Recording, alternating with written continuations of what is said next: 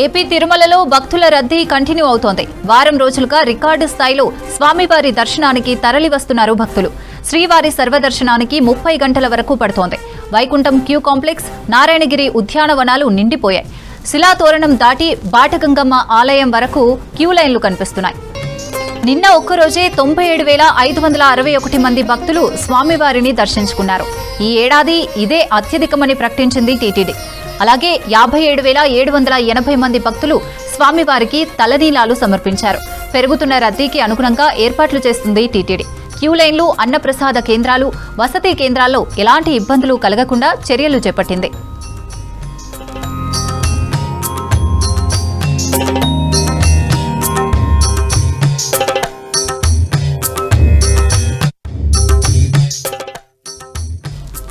AP తిరుమలలో భక్తుల రద్దీ కంటిన్యూ అవుతోంది. వారం రోజులుగా రికార్డు స్థాయిలో స్వామివారి దర్శనానికి తరలి వస్తున్నారు భక్తులు.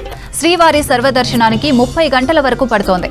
వైకుంఠం క్యూ కాంప్లెక్స్, నారాయణగిరి ఉద్యానవనాలు నిండిపోయాయి. శిలాతోరణం దాటి బాటగంగమ్మ ఆలయం వరకు క్యూ లైన్లు కనిపిస్తున్నాయి.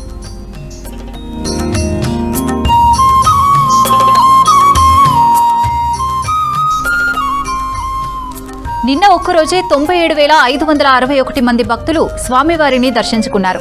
ఈ ఏడాది ఇదే అత్యధికమని ప్రకటించింది టీటీడీ. అలాగే 57,780 మంది భక్తులు స్వామివారికి తలనీలాలు సమర్పించారు. పెరుగుతున్న రద్దీకి అనుగుణంగా ఏర్పాట్లు చేస్తుంది టీటీడీ. క్యూ లైన్లు, అన్నప్రసాద కేంద్రాలు, వసతి కేంద్రాల్లో ఎలాంటి ఇబ్బందులు కలగకుండా చర్యలు చేపట్టింది.